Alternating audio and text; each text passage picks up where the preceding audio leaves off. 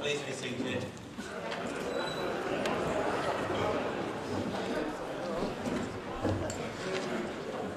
Do we have any apologies for absence this evening? Hello. Yes, we have apologies from Councillors Fleet, Hargreaves and Sirs. Okay, thank you. We'll now move on to declaration of interest from members. Councillor Hall. Personal interest as a governor of North Tees at Hartlepool Foundation Trust. Chair, I'm interested in my wife works for the trust. Okay. Can we have a bit of order, please, in the public gallery tonight? Thank you. Okay. We'll now move on to item 3 to deal with the business which we're here for tonight. Councillor Akers-Belcher.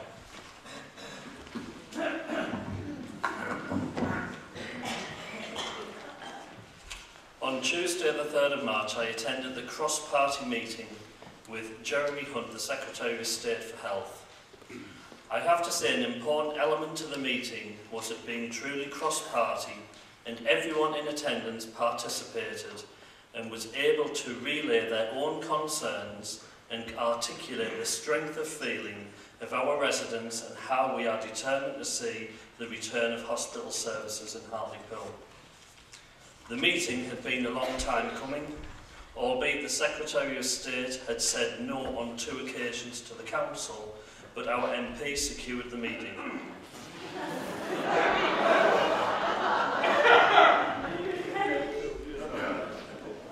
Saying that, any political differences did not feature in the meeting as we were resolutely had a common goal. I have to say, and I hope my colleagues on the Council would agree, that the meeting was very positive and the first time gave us a roadmap to achieving our ambition of our hospital having a future and see the return of services to the town. Our MP Ian Wright started the meeting by providing the Secretary of State with some of the 12,000 signatures for the Hartlepool Meals Bring Them Back campaign to return hospital services to the town in the wake of the decision to stop Wynyard. He explained the strength of feeling in the town and the sense that the local NHS Hospital Trust had stopped listening to the wishes of Hartlepool, pushing ever onwards towards centralisation of services at North Tees, which was both inaccessible and inappropriate for many people in the town. It was also stated by the MP and confirmed by all councillors at the meeting that there was a conflict between Hartlepool Borough Council and the local NHS Hospital Trust, which does not provide a good environment for quality health services in the town. The MP asked the Secretary of State what could be done to ensure that the governance and management of the Trust are assessed and challenge the Trust that there is meaningful engagement with the public, taking into account the community's views when making decisions. A number of councillors at the meeting highlighted the higher than national average mortality rate within the Trust and the waste of public funds in respect of locum staff. The Secretary of State then promised to refer the Hospital Trust to monitor the regulator which assesses foundation trusts to see what can be done. I explained to the Secretary of State that here at Hartlepool, at the Council, we have a health and wellbeing strategy and a better care fund plan, yet the constant centralising of services was now in conflict with the NHS 5-year forward view. This NHS plan was published the same day that the local NHS Trust announced it was pausing the development of a Wynyard hospital. I explained that we cannot realise our ambition of an integrated health and social care service if the Hospital Trust persisted with centralisation, and this was against the wishes of Hartlepool people. There was no consultation now, but simply engagement events where residents were being told what was being done to them rather than for or with them.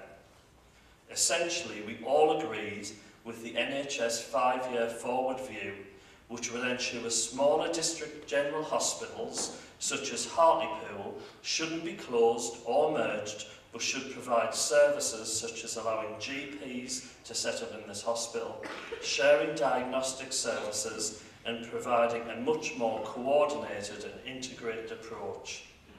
The Secretary of State was asked directly whether he would be willing to help Hartlepool be a forerunner with this NHS 5-year forward view, and if this could be done to return services back to the town.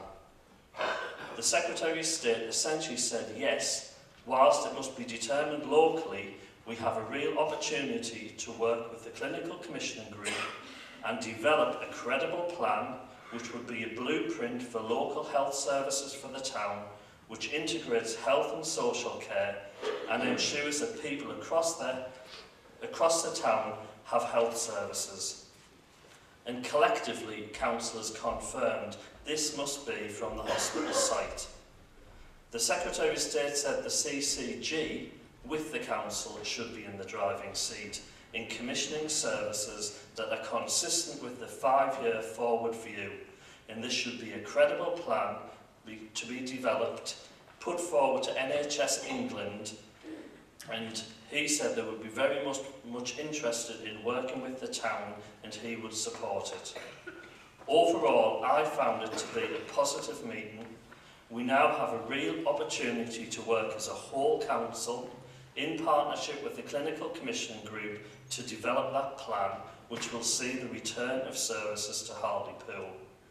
This is what the people of Hartlepool want, and I don't believe there is any councillor who would question that this is the will of the people we represent. For that reason, I believe our focus should be to work with the CCG to develop that plan as soon as practicable, so the centralising of services away from our town is stopped and reversed. We want our services back. At a preliminary meeting of our council delegation with the CCG upon our return from meeting with the Secretary of State, they have confirmed they are willing to work with the council and any associated parties on the development of such a plan. I would therefore like to move that this council resolves to work with the NHS Stockton and Hartlepool Clinical Commissioning Group to develop a plan for submission to NHS England, which will see the delivery of integrated health and social care services from the hospital site.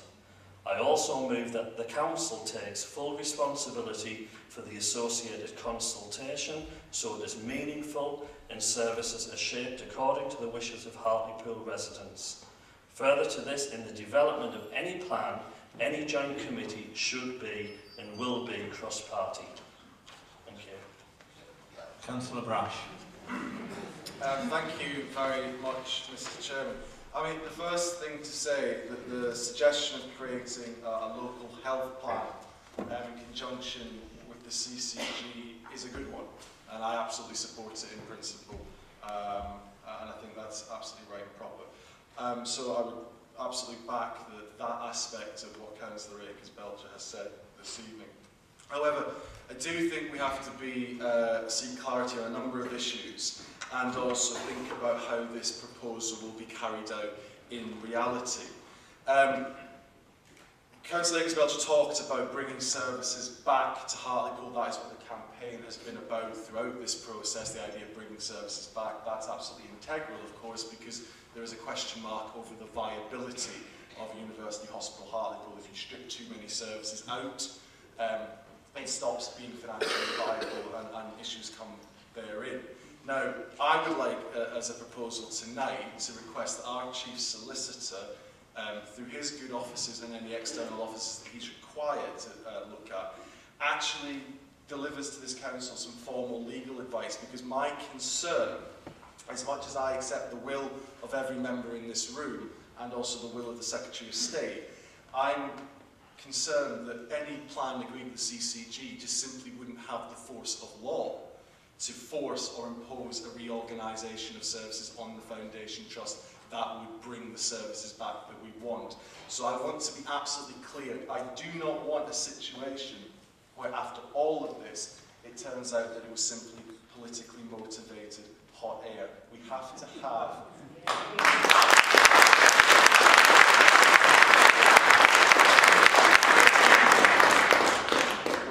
have a clear understanding of what we can do and not make promises about what we can't do. Now, I'd like to strike a note of caution as well. There's been much talk in the press about using the stick, essentially, of the CCG's commissioning power to hold the Foundation Trust to account. Now, as much as I appreciate that as a concept, if it came to it and the Foundation Trust weren't prepared to work with us in terms of bringing services back, and there was some kind of argument that there would be a financial punishment, which I question the legality of anyway, on the Foundation Trust through the commissioning process of the CCG, the only people who would lose would be the service users, the staff, and ultimately the hospital. That we cannot use commissioning powers to force the Foundation Trust to do things, because if they decide that they're not playing ball, they'll end up in a greater financial situation, state than they are already, which is not great. So I make another proposal this evening, which I hope will be seconded also, that any decisions around the removal of any kind of funding through the commissioning power of the CCG should be consulted on fully with this full council.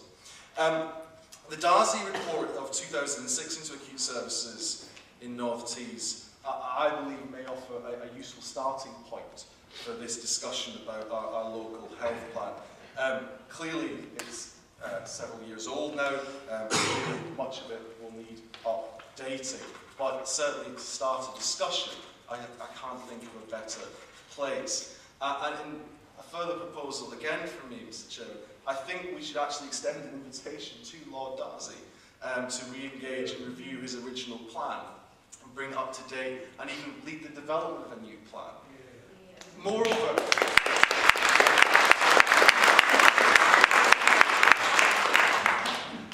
of course, it is possible as a busy man that he may be unwilling or unable to take part, but in regard to that, I do actually believe we need an independent voice to chair this process and remove any political or indeed electoral motivations from the process, as well as bring much needed expertise.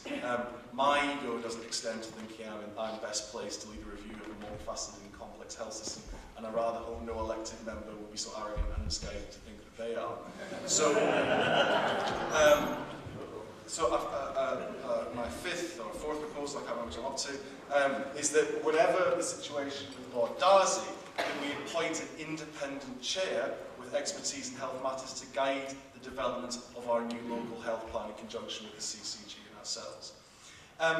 And that brings me to deal with the process. The development of any plan, and I know what Councillor Akers-Belcher has said, and I've taken his word, but let's be absolutely clear. The development of any plan cannot be done in the smoke-filled back rooms of the Civic with a few hand-picked representatives. This has got to be a truly inclusive process if we're going to get the buy-in.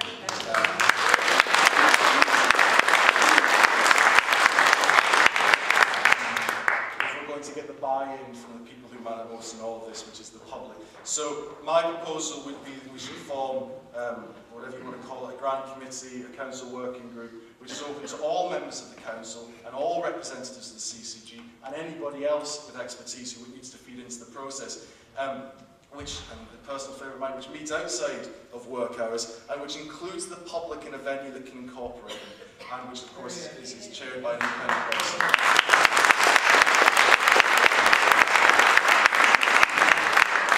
Such a committee is the only way that we're going to ensure that individual stakeholders do not subsequently back away from the process, and I include the public in that. Only if we include everyone at the beginning can we guarantee that there will be that level of buy-in, so once a formal plan is put together, people are prepared to back it for the long haul. Because let's not be overindulgent here. There will possibly be things in that local plan that people don't like. There may be tough choices, there may be things that we can't achieve, and we have to accept that. But what we don't need to do is spend all of that time only for people to turn around at the end of the process and say, oh, we're not happy with that, not doing it. Because that's just a waste of everybody's time. With that in mind, I believe a clear timescale should be set, as urgently as the leader has already pointed out, and once completed, I believe the final plan should be put to the people of Hartlepool by way of a referendum. We need to take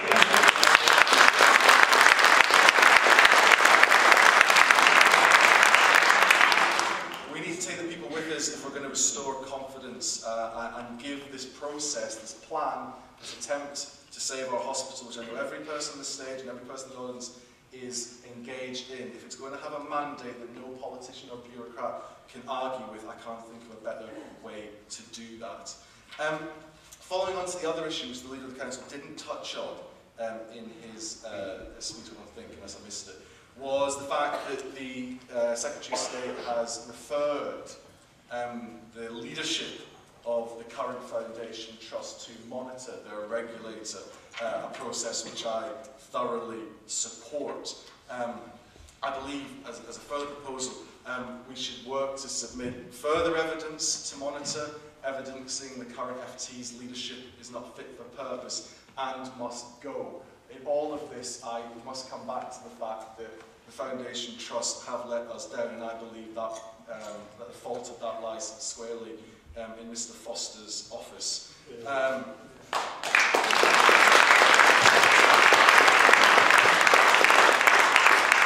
Leader of the Council made reference to some issues that I forwarded through himself to the Secretary of State. I cannot go without mentioning a couple of issues that I think add evidence to the weight against the leadership of the Foundation Trust. When one hears that they can't afford to attract staff to an A&E in Hartlepool, when you realise that since 2009-10 they have spent £16.5 million on locum staff, which sees temporary medical staff receiving up to nearly £2,000 a day, there is only one word for that: mismanagement at the top.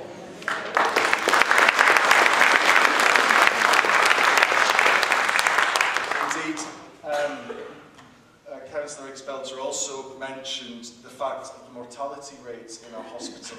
One would have thought it bad enough that in 2014 or 13, I think it possibly was, they were one of the worst 9 foundation trusts in the country. But so bad was it that a year later, a year more of their leadership, they repeated the trick and they were back in the bottom 9 the following year as well. It's one thing making that error once, but twice in succession shows you have no credible plan for leading your organisation.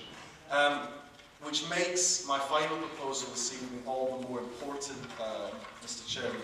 I believe that as part of that referral, the separate process is dealing with the failure at the top of the Foundation Trust and the referral to monitor. It is only right and proper to come back to where this meeting started a few weeks ago, that we do hold a public referendum vote of no confidence in the Foundation Trust, to let the regulator be in no doubt what the people of Hartlepool think.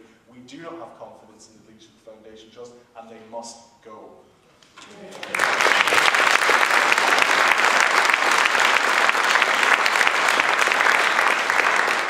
And one final point, Mr. Chairman, that I know creates contention, particularly for the Chief Solicitor. I think we have a golden opportunity when it comes to that referendum vote of no confidence. In a few weeks' time, the Member of Parliament will be asking for your vote. And I dare say many of you will go to the polls to give your answer. And on that day, I think that is the same day that we should hold that referendum. Turnout will be up. What better mandate could we have? What greater risk would there be of holding a referendum on another day, and for whatever reason, the turnout not being as high as we would want it to be? Let's maximise.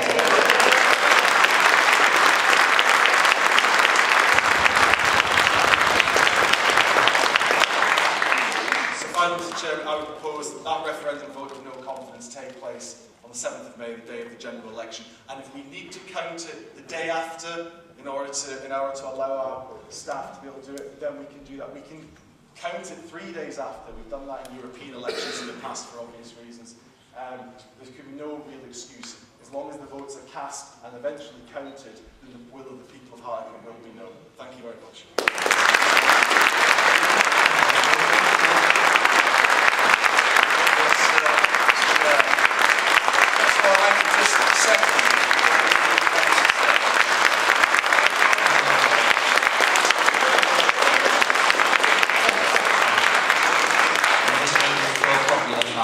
Continue.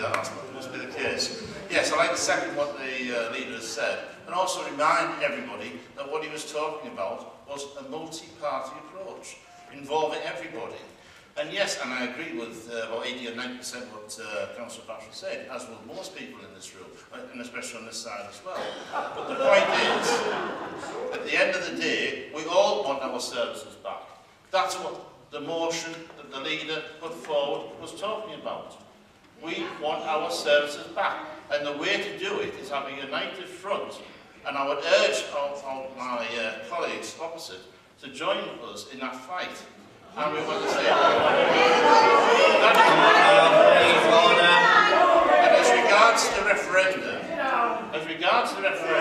it is a Excuse case me, of it will please cost, don't interrupt while members are speaking. it will cost thousands of pounds to give an answer that we've already given. We have no trust in the trust. We have no trust in those people. And we need to change that as well. We maybe need to look at the Manchester model. You know, we need accountability for the trust, because one of the things that Eric Foster said, and I do agree with him, that if it wasn't Come on, people, we need else, to... and that's the point, it needs to be changed. So I would urge everybody to get behind what the leader was saying. Why now? Councillor Riddle. Can I have a point of clarification? What's your point of clarification, Thank you. Just a point of clarification, Carl. Could you tell me which 10 to 15% of what I said you didn't agree with?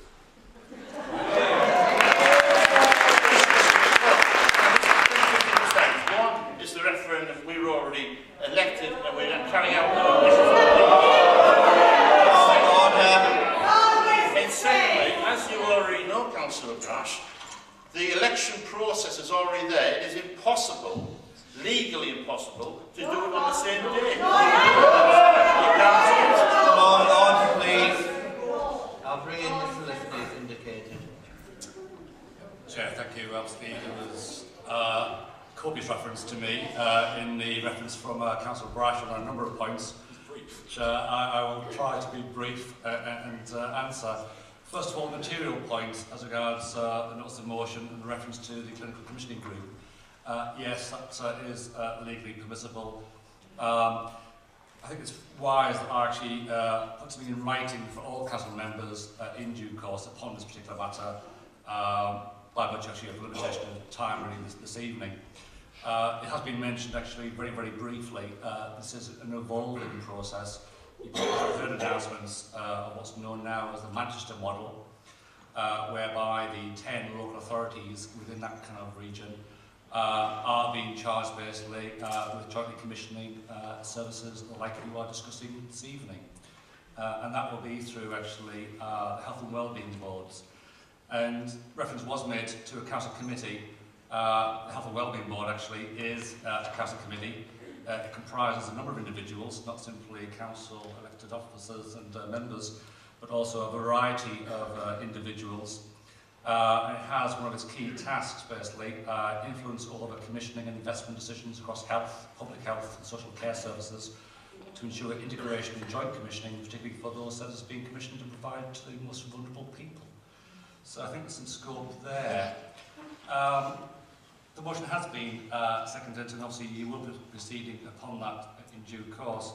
I think the other area where I need to give a view upon is regards a referendum. Those of you, obviously, who attended the last council meeting would have heard me sort of speak specifically upon this particular issue. There is power to hold a referendum. It's a power under the Local Government Act of 2003. So that you are patently aware, it is a non-binding referendum, just so everybody is aware on that. And it's normally held on matters actually of local issues and controversy. You will know there's been polls in very recent times in neighbouring authority as regards calls basically for local government boundary commission to intervene in certain areas to move outside of a particular borough council. So that's the kind of nature of matters, and clearly it's in the gift actually of council to propose to me to move forward actually and hold a referendum. I've previously volunteered a view, and it's more of practical consideration than anything else. 7th of May, and I appreciate fully, voter turnout will be increased. We normally have 20, 25, 26, 27% local elections. That is more than double at a time, obviously, of a parliamentary election. Only obviously comes around, fixed term parliament every 5 years. And we see the logic actually of holding a referendum on the 7th of May. The dilemma we have is that we're not only running a UK parliamentary election, we also have a local election and the potential for parish elections. And as mentioned previously in Council, primacy is given to the UK parliamentary election. We'll proceed upon the count upon that first, and then we will reconvene on the Friday morning, 10 o'clock, and count the local elections. If there is a parish election, we'll be moving basically into the afternoon. If there was a referendum, yes, conceivably, it could be slightly delayed. My worry would be over staff and... Thank you. I'm sure basically I'll get a number of volunteers this evening for that, so I'm gratified with that entirely. In regard to the organisation, I'm just actually indicating basically to members the practical consideration. I ultimately actually take into account numerous considerations. I'm indicating to members it's not ideal to hold a referendum on the 7th of May. It can be held a week afterwards. It was basically the will actually of Council. I will give obviously that due consideration. I'm just merely telling you basically the concerns I have of running actually a referendum on the 7th of May, which I believe I'm duty bound to do. Point of clarity, Mr. Chairman, once again. Thank you very much. So, first of all, I don't know if this needs confirmed again, it is legal to hold it on the same day, Councillor Richardson. But judging that... Come on. Well, Councillor Richardson, I'm sorry, I mean, I may have to... I'm looking for clarity. It seems to be obfuscated by members opposite. I've just heard the Chief Solicitor say you could hold the referendum on the day. You just said it's too late. The Chief Solicitor said you could hold it on the 7th of May. So I'm taking his word over yours, Carl. But my point of clarity is now, I'm not sure if I was clear enough. Carl, your seconding of the leader's motion was almost, and I know you'd like it this way, that I haven't spoke for the last few minutes. You said that's the bit you disagree with the referendum, fine, we can have a separate vote on that. Do you accept everything else that I said? Do you accept the other proposals that I effectively moved? I'm happy to support the plan, the idea of bringing a local plan together. I think that's the right way of doing it. I made several proposals about the way that process should run. I asked you whether you disagreed with any of that. You haven't volunteered anything. Therefore, can we get agreement on the other proposals that I've made? I know the colleague to my right is about to second them all, so if we can get them all together, let's do it.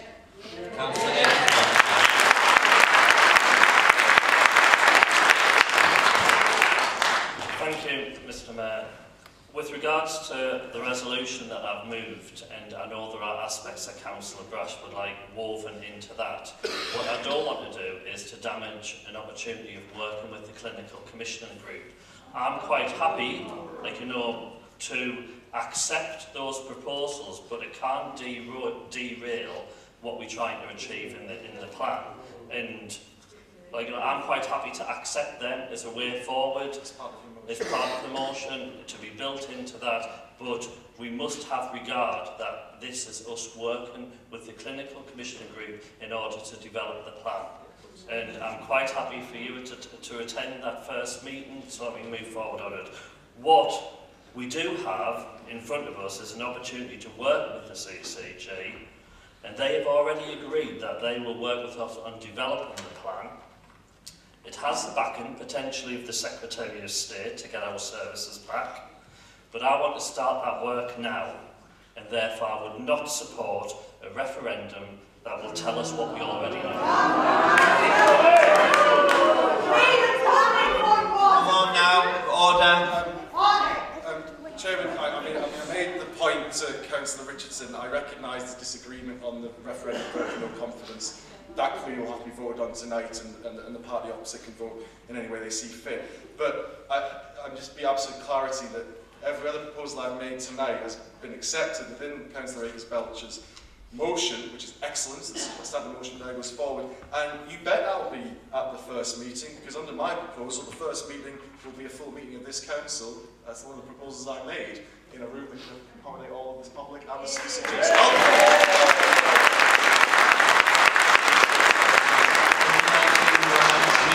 Your clarification, those points again, with the exception of the referendum point. We're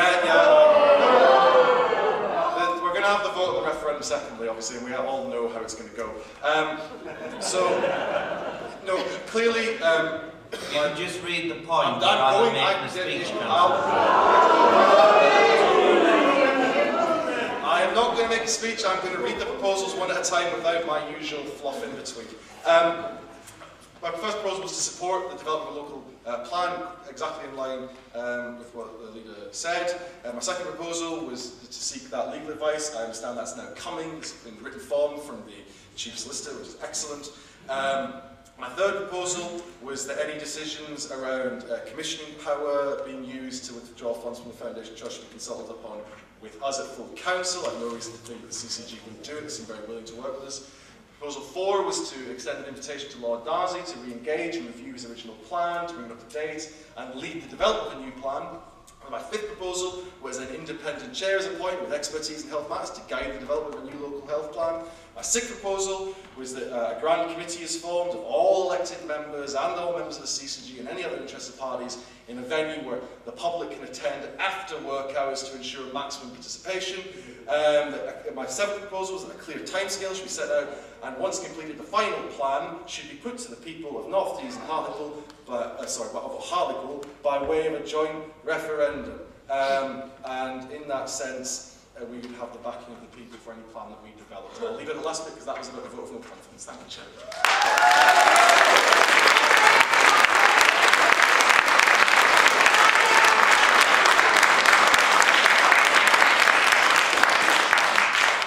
What we need to clarify, Councillor Brash, is that the CCG are willing to participate in those terms. I'm quite willing to put those terms to the CCG, but if they can't make a meeting, it has to be done, like, you know, at some time where all parties can be present. And we need clarification, if Lord Darcy doesn't want to participate, then, but as long as we've made the offer. Yeah, I mean, I was absolutely clear that the offer must be made to Lord Darcy, and in the event that Lord Darcy isn't able to do it, that an independent chair with health expertise would do it instead. That's clearly what my proposal is. Can I also clarify, I did say that I cannot agree and vote on a referendum. All right, sorry, no, that's fine. So I'll be clear, that will have to be a separate issue as well in terms of putting a local plan to a referendum of the people that doesn't have support from the people opposite, so that will have to be a separate vote. Yes. That's fine, fully accept that. In terms of the CCG, I'm absolutely certain, knowing the people at the CCG as I do, that they will be more than willing to accommodate the good people of Hartlepool and taking part in those meetings.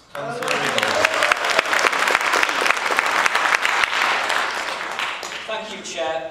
Some of my points possibly are irrelevant now, that we seem to have consensus on most of the issues there that Councillor Brash has talked through, with the exception of the referendum.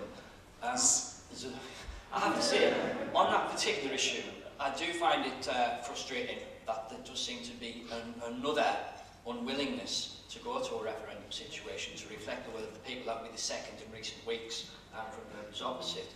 The reason why I think it is so important to get an absolute categorical assessment that we can go to the trust with, that we can go to monitor with, and demonstrate the will of that people. If we look where we already are, we've already had 2 votes of no confidence. We've already called for the resignation of the entire board. And to quote information from your own leaflet, the Labour Party, the trust are no longer listening and no longer have credibility.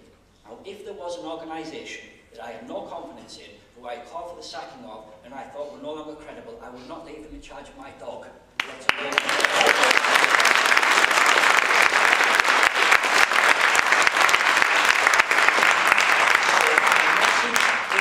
Sent to them via that referendum or referendums is a firm one. And also, the other thing I'd like to point out before I second the referendums part of Mr. Brash's proposals concerns the issue of cost. It was possibly predictable that the issue of cost would come up on any proposed referendum. I think in discussions with the CEO, I mentioned before a figure of £70,000 is approximately the cost of a standard referendum, and perhaps doesn't tie in with an already set up for an election, such as the campaign agents and everything you need for that. £70,000 we're potentially talking about, possibly less. And although I'm aware, fully aware, I need to stay on the topic of the meeting that we're here tonight, just some examples of things that this council has spent money on, if I may, to contextualise that £70,000. £2 million on a town plan, an undisclosed figure on Jackson's Landing, and given that it was £10 million valuation, one can assume, I think safely, that that was a seven-figure amount of money. £1 million through the books of the Manor Residents Association, and a significant amount of money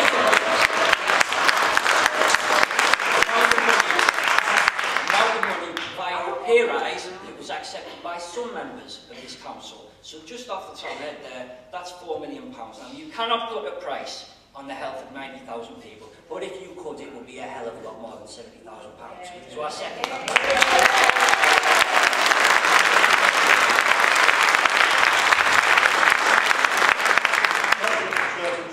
Just on the issue of the referendum, and I don't know if we're going to have a separate discussion on it or not. The simple fact is, democracy costs, and it costs dearly, whether that's in money or in people's lives. We all know, especially the generation here today, that democracy costs, and it's worth every single penny. And for all the reasons that I think everybody in this room, apart from a few, understand the need for that referendum. I was listening to Radio Tees yesterday, and I heard a man who was due to retire from HBC talking about the nature of the people in Hartlepool. It was a very good interview, and nothing at all scary whatsoever. But he spoke about the cynicism of people of Hartlepool in the North East. And he spoke about the reasons why people are cynical. Everybody in this room will be aware that there's an election in, is it 7 weeks' time? Yeah. We've every right to be cynical when politicians meet politicians 7 weeks before an election. I hope the hell that what's being proposed works, right?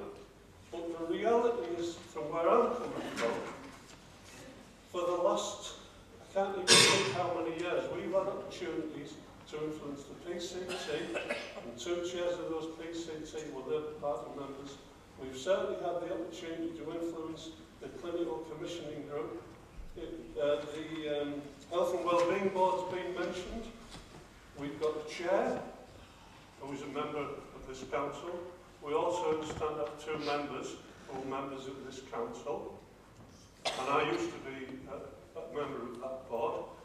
But the reality is, the number of people who actually make the decisions on there aren't elected members. That's just a fact of life.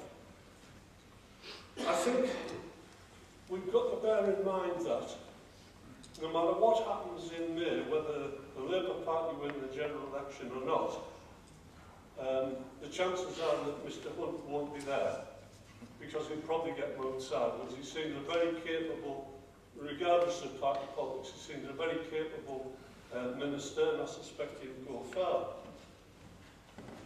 I hope this all works out really, really well, and I hope we see some sort of progress, but I think the ground rules that we need to ensure that Jonathan suggested, sorry, Councillor Brash, sorry, are so set in stone that there is no doubt about it. I was a bit concerned the other day to receive an email from Councillor Dawkins asking me if I could sub for him at the meeting regarding what just went on in the Little London. An hour and a quarter before the meeting, I was at the Blue Lagoon walking the dog, doing what as fast as I could to get back the car to get changed. It was impractical. We need to ensure that we give the impression that we actually want people to be there. I mean, elected members, let alone members of the public. So I think there's a lot to do. I think without a shadow of a doubt, the general will is within the whole of the council. I think the main thing that we do disagree on, and passionately disagree on, is a referendum. I think the whole ideal of referendums, I know there's one party, I will not speak the name, who see referendums as being a key part of democracy. So on the few things I actually agree with them about. Because how do you know that the members of the public feel about an issue unless you simply ask them on that one issue. Because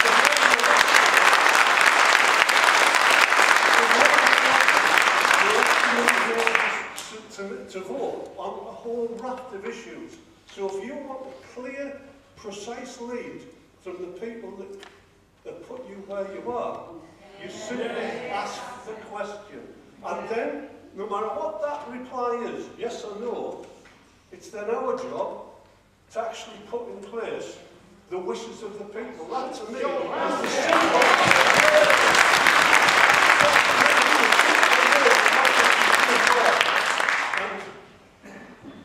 I cannot understand why some members are so frightened of the simple concept of asking people. So I support what's been suggested.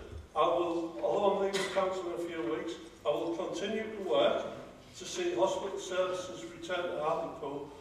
But everybody in this building, I would suggest, even some members opposite, even those that went to London, will be cynical. You've every right to be cynical. Everybody's right to be cynical, because in the best will in the world, we've all been here before. Not once, not twice, but loads of times.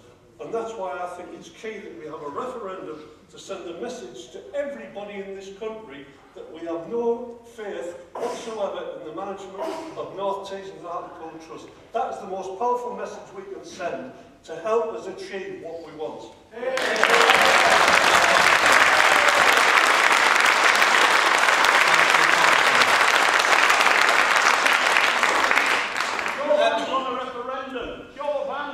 Please continue.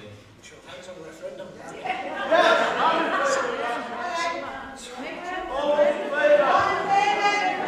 Can you continue, Councillor Thompson? Can we have order, please? I understand why Jeff's used the word cynicism.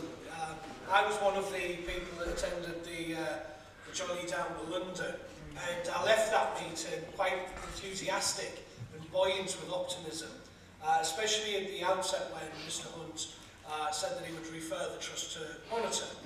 And I've remained that position, and some people in the room tonight will be have read my words when I came back on the training and some thoughts that I put together. They were positive. He said that would be an immediate referral to monitor. Councillor Belcher, you sent an email out to some members yesterday, I think it was, the day after, the day before, and it was following on your discussions with the Foundation Trust, who'd not heard anything from Monitor. And I think that was disappointing for me. I know they're not your actions, they're the actions or inactions of Monitor and the Secretary of State. Now that's disappointing, so I support Jeff in when he talks about cynicism, because the gentleman there looked you and I and the other members in the eye and said, I will make that immediate referral to Monitor. And he hasn't. So I think one of the only options that we have left now is to go down the track that we've all talked about, well, you guys have all talked about tonight. Secondly, to force the referendum to the Trust, so the Trust are very clear. It is important that the plan that's established at the end of it does have public buy-in and is put back out to public consultation through a referendum. I don't know why we're frightened of the people's vote. At the end of the day, it was the people who put us all in here, and who will make that decision to take some of us out in May. Can't take me out, I'm standing down. I'm taking myself out. But there is that point where I just wanted to seek some clarity. The discussions that you and I have had, and members who have been part of that delegation have had, has said that it's not only got to be a complete buy-in from Hartlepool and a complete buy-in from the CCG, but there's also got to be complete buy-in from Stockton Borough Council, and there's got to be a complete buy-in from the residents or part of East Durham, because they are part of the constituency that use North Tees and Hartlepool services. At the recent rally at the War Memorial, you might recall it because Ian Wright went down so well. That particular, he was fantastic. At that particular meeting, there was a huge delegation of people from the East Durham area, and occasionally we do forget about them, so it's important that we do involve that. But I didn't hear, as part of the original motion that you put together, Councillor Akers-Belcher, any reference to residents in Stockton and the council in Stockton.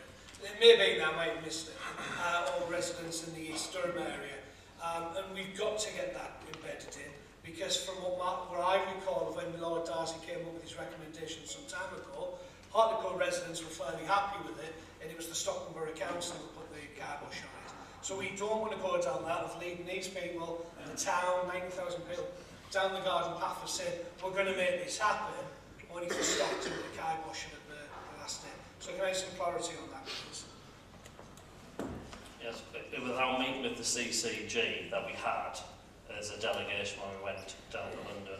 We had the follow-up meeting with the CCG, and the CCG committed then that they would contact the neighbouring CCG to include them in any discussions, and as part of the work that we do, we would have to involve all key partners, and I did that in the statement that I put forward. So I did say any associated partners, so it will cover Stockton, and it will cover anybody who needs to be involved, and I think Councillor Brash alluded to that as well.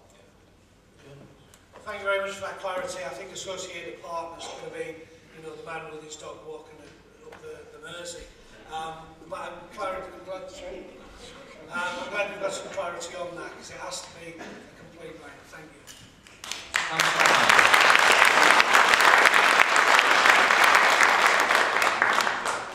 Councillor Lilly is quite correct. You could do favour referenda when the people wish it. And from what I've heard tonight, I believe the people know exactly which way we've been voting.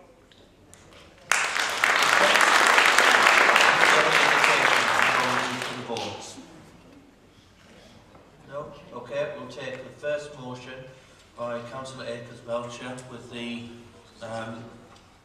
amendments by Councillor Brash. Is there any dissent to that first of all? Because in that case I'll have a show of hands and record it as a unanimous vote, if that's the sense I'm getting from everybody, yes? All those in favour? Okay. Okay, we'll move to the second vote now. This is for the two referendum. Do you want to do a clarity, just so you know? Do you want to? Yeah, just so we know what we're voting for. I mean, I think it's kind of separate, so I voted on it twice. The first referendum is regard to putting the once developed local plan of the process that I've outlined to the people. That referendum is one referendum. The second referendum is the idea of a vote of no confidence in the foundation trust. I think they're quite distinct issues, and I'd probably recommend taking them as separate votes.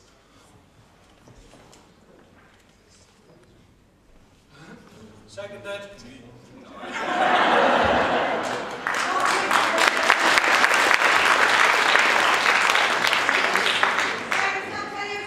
Okay, we'll continue with the first vote, which is Councillor Brash, the first vote is on having a referendum to endorse the local plan that we develop with the CCG by the people of Hartlepool. You were seconding both, yes? Yeah. Okay, we'll now move to that vote, which will be a recorded vote. Councillor Ainsley. For. Well done.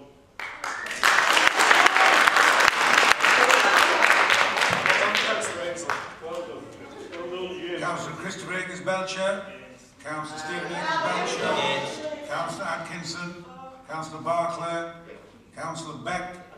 Councillor Brash. For. Councillor Clark. For. Councillor Cook.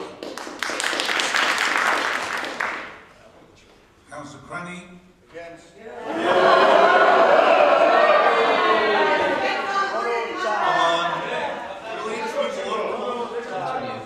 Councillor Dawkins. Councillor Gibbon. Councillor Griffin. Councillor Hall. Councillor Hind. Councillor Jackson. Against. Councillor James. Councillor Longbeard. Councillor Lilly. For. Councillor Loynes. Councillor Martin Wells. Councillor Dr Morris. Councillor Payne. Councillor Richardson. Councillor Riddle. For. Councillor Robinson. Councillor Simmons. Councillor Springer. Councillor Thomas. Councillor Thompson. Okay, well now that is not carried, so we'll now move to the Chair, on my tally, actually, I'm going to record a tied vote. But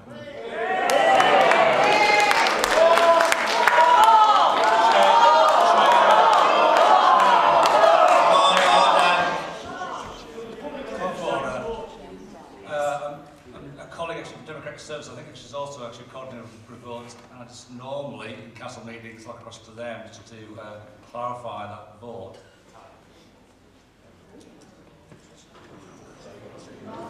Well done, those who voted for. Well done.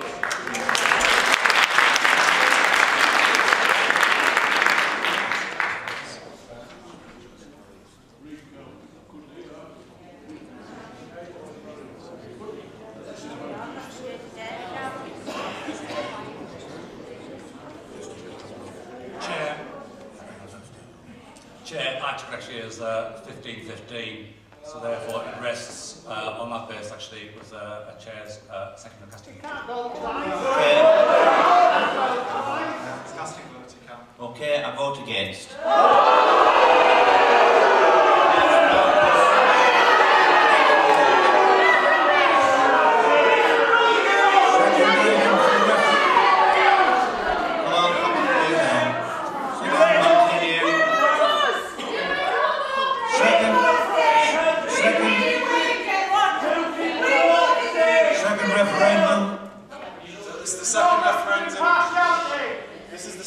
This is the vote on the second referendum on a vote of no confidence in the useless Foundation Trust. I hope those members who voted for before opposite do so again. Councillor Ainsley, Councillor Christopher Eggers-Belcher, Councillor Stephen Eggers-Belcher, Councillor Atkinson, Councillor Barclay, Councillor Beck, Councillor Brash, Councillor Clark, Councillor Cook, Councillor Cranny, Councillor Dawkins, Councillor Gibbon, Councillor Griffin, Councillor Hall, Councillor Hind, Councillor Jackson, Councillor James, Councillor Lauderdale, Councillor Lilly, Councillor Loynes, Councillor Martin Wells, Councillor Morris, Councillor Payne, Councillor Richardson, Councillor Riddle, Councillor Robinson, Councillor Simmons, Councillor Springer, Councillor Thomas, Councillor Thompson.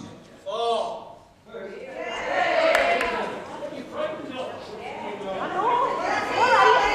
result of that vote is 19 to 11. The motion is lost. Thank you very much. We've now had the votes. That concludes tonight's meeting. Thank you for your attendance.